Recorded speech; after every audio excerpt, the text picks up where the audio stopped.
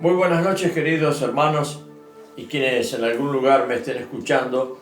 Vamos a abocarnos a partir de este momento al libro de Efesios y creo que andamos por el capítulo 2, versículo 7. Vamos a empezar de ahí por lo menos para entrar en el hilo de avance.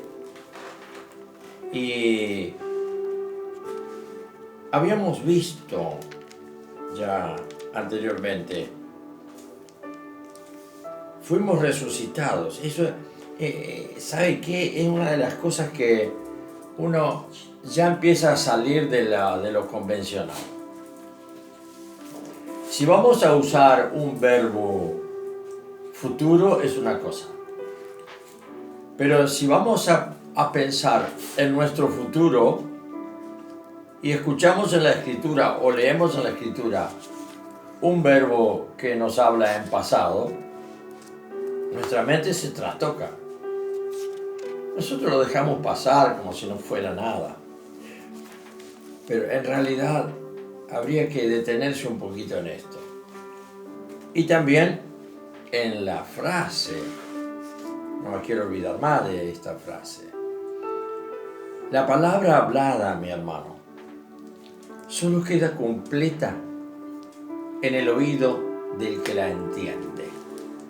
La palabra de Dios es para entenderla, para comprenderla.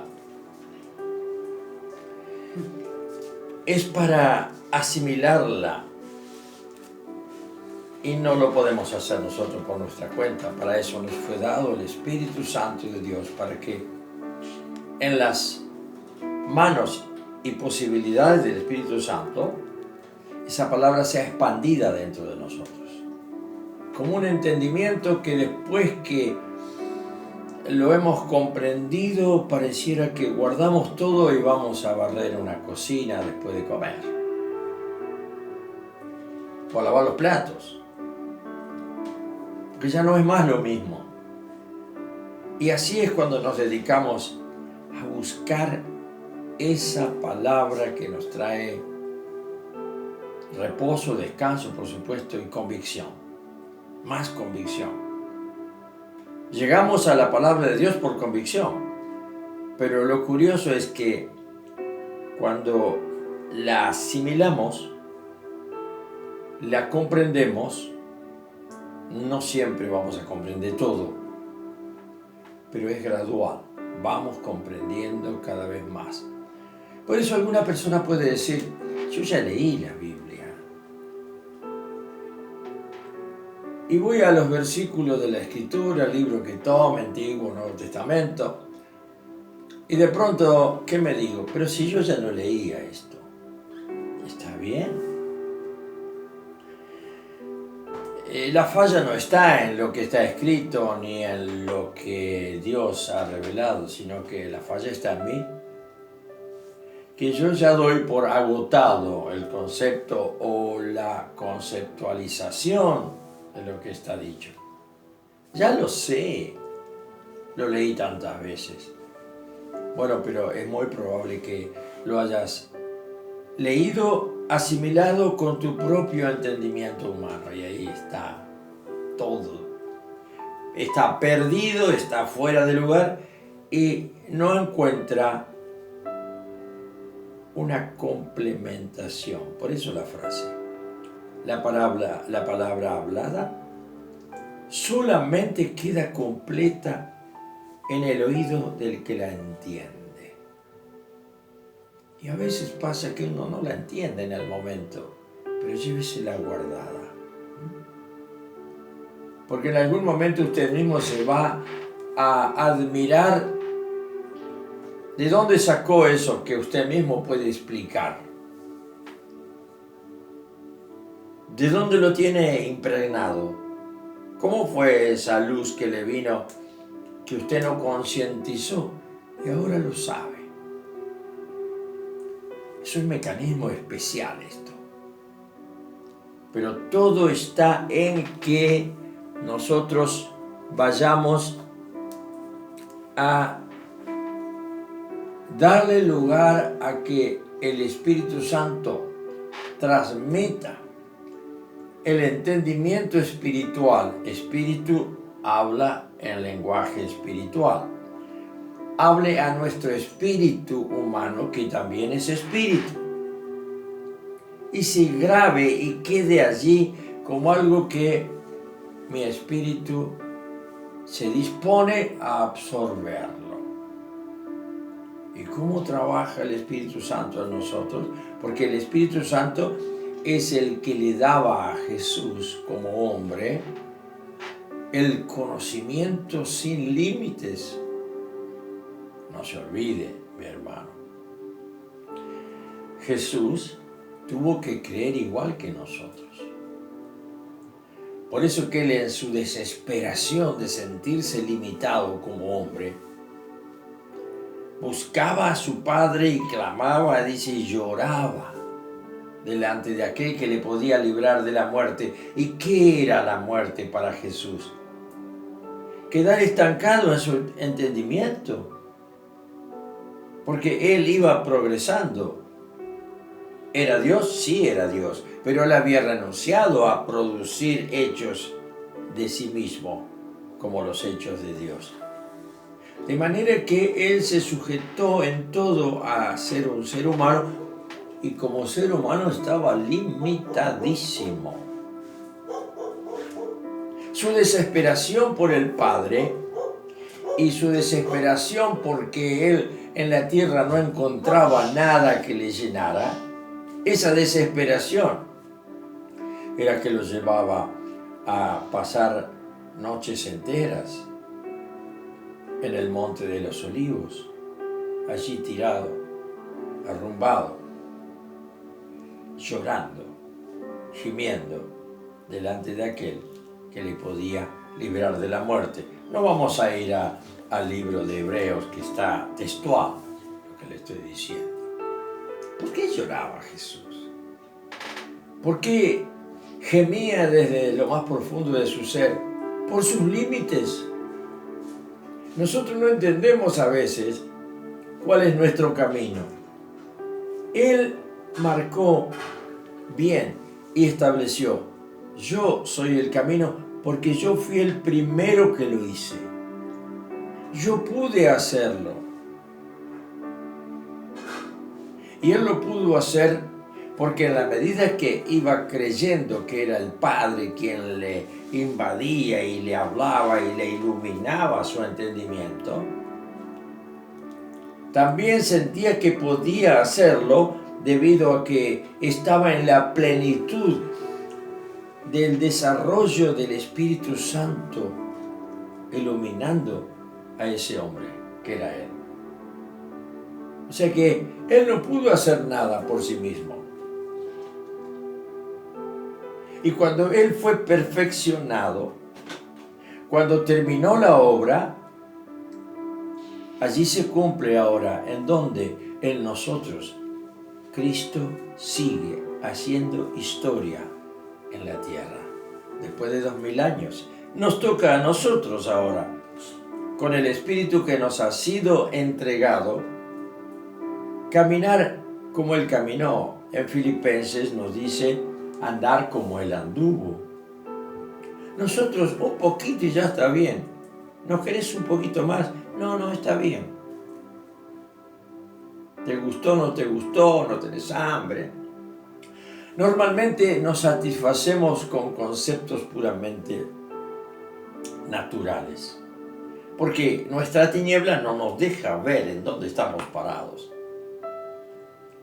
Nuestros conceptos son todos complacientes. Llegamos a un punto, nosotros lo razonamos. Así era, qué bien. ¿Sabe? Le doy un consejo. Por lo menos es lo que yo siempre anhelo. En cuanto sales de tu consideración de que estás envuelto en un misterio, tu mente, tu ser, es un misterio. no estás ejerciendo el lugar de Dios. El hombre, mírenlo al hombre, ahora Dios de sí mismo, dice en Génesis, creo que es el capítulo 3. Y nosotros lo ejercemos. Jesús no lo pudo ejercer, porque Él no tenía esa definición en su alma, que es el pecado. Nosotros sí lo tenemos. Que constantemente hay una lucha interior de avanzar en nuestra propia opinión. El apóstol Pablo tiene algo muy importante. No sean sabios en su propia opinión. Entréguense al misterio que los rodea. Es difícil eso. No es sencillo entregarse al misterio de la nada. Y la nada para el ser humano es justamente la luz de Dios. ¿Por qué? Porque no la puede ver. Entonces ve su propia tiniebla y no acepta otra cosa que su propia luz, que ni siquiera llega a ser una especie de fosforescencia. Mire la entrega que hay que tener. Esta entrega tenía Jesús. Por eso le confundía todo y era como que estaba solo, absolutamente solo. Y el ser humano no aguanta estar solo. Pero él no podía aceptar el consuelo del ser humano. Intentó en la noche de Getsemaní y le dijo: oren conmigo. Y él se apartó. Después que habló con su padre y llegó a la conclusión de que está bien, no se haga lo que yo quiero, sino lo que tú dispongas. Volvió, roncaban estos, dormidos como nosotros. Nunca vamos a entender lo que está pasando en Dios, a nuestro alrededor. Despiértense y levántense, vámonos de acá. Y directamente ya venía la caravana con antorchas, espadas, palos, 200 personas, más o menos se estima, a prenderlo en el bosque, en el monte de los olivos. ¿Y qué pasó? Es que era su hora. Él tenía todo marcado de arriba, pero ¿cómo los recibía? Por la fe. ¿Y qué era la fe? Certeza. Nosotros decimos que tenemos fe, pero solo es como que, más que eso, la fe para nosotros es una legislación. ¿No pensaste nunca en eso, hermano? Tenemos la fe de los grandes del Antiguo Testamento, que era una fe en donde había que cumplir con la ley. Y si de pronto no cumplías, era porque te faltaba sujeción y fe para cumplirla. Y ahí venía el castigo. Nosotros no esperamos castigo, porque nuestra fe es un grado de seguridad que Él lo abrió. Él es el primero, por eso dice en Hebreos, autor y consumador de la fe. Y Abraham creyó por la fe de él. Y todos los que creyeron en el Antiguo Testamento, en Dios, Jehová Dios, Adonai, todos los que creyeron, fue porque Él consumó ya esa fe y lo vivieron de antemano, como un regalo de Dios. Y por eso la fe de Abraham, las promesas a Abraham. Pero Abraham creyó porque el autor y consumador de la fe fue Jesús. Eso es lo bueno, saber que la cruz y la vida de Jesús abarca la historia humana hasta para atrás hasta Adán y para adelante hasta su segunda venida. Así que es tanto el caudal de cosas que no podemos esforzarnos en querer poner paralelismo por arriba, paralelismo por abajo. Mejor entregate al silencio que te envuelve en un misterio. Y ese misterio es justamente el efecto del amor. Estamos pero tan metidos en esto que de pronto nos da lo mismo si sufrimos o no sufrimos. Ya nos da lo mismo que nos salga bien o mal lo que habíamos propuesto hacer. Estamos en el misterio de que lo que Él permite está bien, porque el amor, y fíjese que por allá por el capítulo 3 de Efesios, dice, el amor que excede a todo conocimiento o experiencia. El título, que lo vamos a ver en otra oportunidad, seguro. Así que el que está enamorado resulta que recién entra en la dispensación de la gracia. El que está enamorado del Señor, eso es la señal de que entró en la dispensación de la gracia. Vive como cautivado por semejante desastre a mi favor. Es una exageración que Dios tenga compasión de alguien. Pero a veces me digo, ¿no? Tenía que ser así. Porque si Él no bajaba a un individuo como el ser humano hasta lo más bajo del pecado, ese no puede comprender su gracia y su misericordia. Él no tuvo misericordia con los ángeles. Ellos no saben lo que es el amor. Por eso nuestra creación, Dios creó al hombre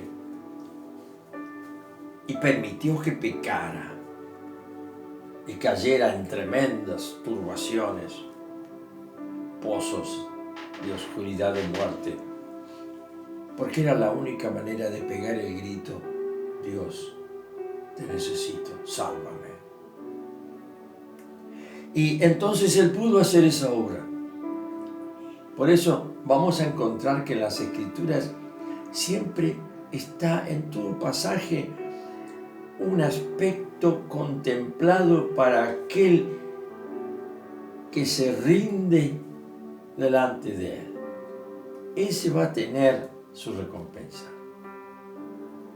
Siempre que estamos así como demasiado seguros, demasiado cubiertos, demasiado en lo nuestro, Él nos respeta. Pero Él tiene que conseguir que nosotros vayamos bien bajo para que peguemos el grito. A cada uno nos respeta.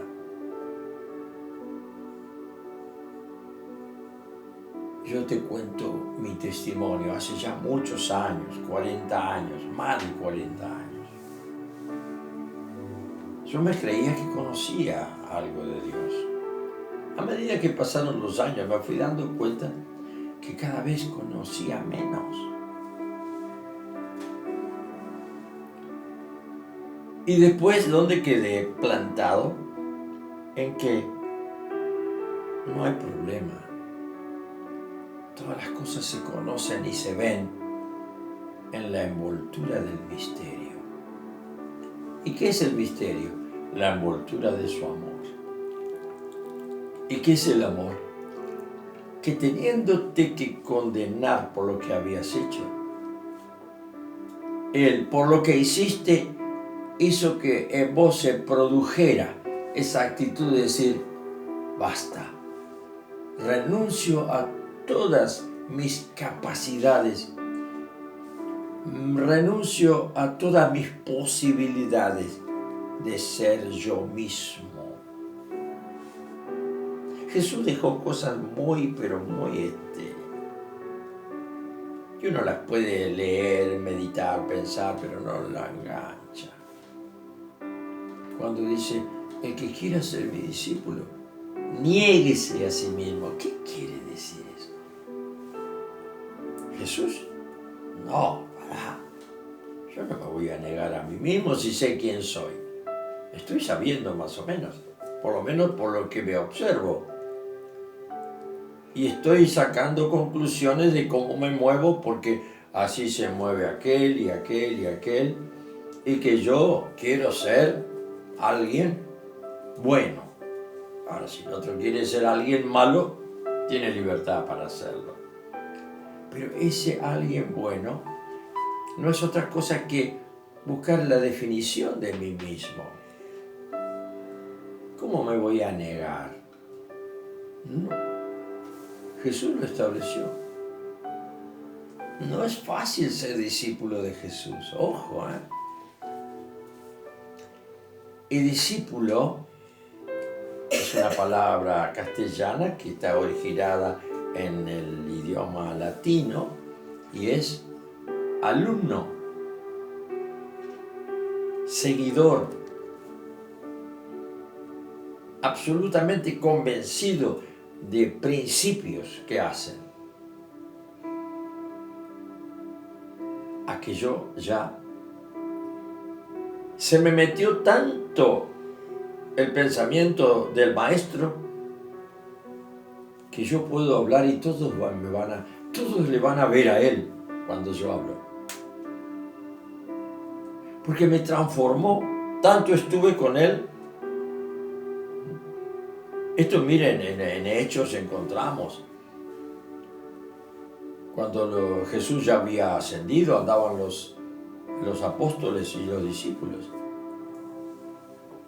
¿Y qué dijeron los judíos, los fariseos? Esto se nota, estos son los que estuvieron con él. Encontraban que al haber estado con él, casi que merecían matarlos como lo mataron a él. ¿Cómo paramos esto? Era la conclusión. ¿Cómo paramos esto? Si él los habló, los tuvo durante 3 años y los identificó con él. Y ahora él lo matamos, se murió, se fue. Y estos siguen lo mismo. Qué lindo que pudieran decir de vos esto. Hace 2000 años que Jesús terminó su historia en la tierra, pero se metió adentro de tantas personas a través de los siglos, que los impregnó de él y no dieron otra imagen que la imagen de él. En hablar, en pensar, en actuar, en reposo o en acción, eran identificados como estos son los de la secta de los nazarenos. Hoy ya no decimos eso. Eso fue el primero llamado a los seguidores de Jesús. Son los seguidores del Nazareno. Porque Jesús, todos creyeron que había nacido en Nazaret. Qué interesante que es ocuparse de la persona de Jesús. Y acá nos estamos ocupando. Y este adelanto que yo les di es para certificar. Miren, vamos al 8. Porque por gracia sois salvos, por medio de la fe. Este es el don que nos ha dado, de que nos quedemos al lado de Él y seamos transformados a su semejanza. Y esto no de vosotros, pues es don de Dios, un regalo de Dios. No por obras para que nadie se gloríe, porque somos hechura suya. Cuando Él dice, Padre, glorifícame, estos me han glorificado a mí y van a seguir glorificándome. ¿Por qué? Porque me llevan a mí adentro. Yo creo que algo de esto podríamos asomarnos a mirar cuando recordamos, por ejemplo, algún maestro, algún profesor en nuestros tiempos de estudio que nos cayó en gracia, y nos gustaba lo que decía, cómo daba su clase, aunque nos costara, pero nos caía bien. Y quizás a veces podamos recordar que las cosas que mejor hemos aprendido en nuestro pasado han venido de alguien en especial, ¿no? O sea, penetró dentro de nosotros y se metió y nosotros le vamos llevando en el tiempo a través de nuestra memoria. Creo que cuando pensamos en esto vamos a encontrar muchos casos en las distintas etapas de nuestra vida. Aquella vez que todo nos fue quedando de fulano, de mengano, todos aquellos que nos mostraron amor e interés por nosotros mismos, nos quedamos pegados. Qué bueno que pase esto con el Señor en nuestras vidas. Y dice, somos hechura suya. Ahí está. Somos obra suya. Somos trabajo suyo. Somos como proceso suyo. Y Él lucha por meterse más y más dentro de nosotros. Todos los días. Para que no podamos ya pensar en mí, yo. Entonces, este proceso es el que se va dando en nosotros. Todo lo demás es un poco religión, creencia, fe, entre comillas. ¿Quieres saber si realmente estás agradando al Señor Jesús? Tómate un tiempo y pensá. Y relaciona tu vida con el otro que eras antes. Y observa los cambios que está dando. Es porque Él está empujando y vos ya te estás rindiendo. Y esa es la materia prima de su trabajo y de su tarea en los hijos de su Padre, que somos nosotros. Y Él se establece como el primogénito de muchos hermanos, encargado de llevarles lo que Él es y transformarlos para que el Padre luego vea una multiplicidad numérica. Pero a cada uno de los que vea en el reino es su hijo. ¿Por qué? Porque somos transformados a su imagen y semejanza. Y así termino en esta oportunidad. Dios preparó entonces en nosotros, fuimos creados en Cristo Jesús, en su imagen. De tal manera, ¿para qué? Para que continuemos las buenas obras que Él hizo. Para que andemos como Él anduvo. Las cuales Dios preparó de antemano para que anduviésemos en ella, igual que Filipenses. ¿En dónde estás parado, hermano? ¿Y en dónde andas? ¿Por dónde andas? ¿En qué camino has dedicado tu vida para moverte? Esto, todo lo que te he dicho, es simplemente palabrerío. Pero es el Espíritu Santo que va a ubicar todo esto que has escuchado de mi boca esta noche y lo va a ubicar en el lugar que corresponde. Quizá esto queda en el olvido, pero sin que te des cuenta, tus reacciones van a ser adecuadas a lo que escuchaste un día. Tu manera de pensar va a ser el resultado de una asimilación de 4 palabras que aparentemente no se podía entender nada. Eso queda y pasa al segundo estómago de los seres rumiantes, en donde el Espíritu Santo vuelve a ser digerido por su propia obra y se queda para las obras que te han encomendado hacer después que seas preparado para ser entonces un discípulo, negándote a ti mismo y siguiendo, tomando su cruz cada día. Que el Señor te bendiga en esta noche.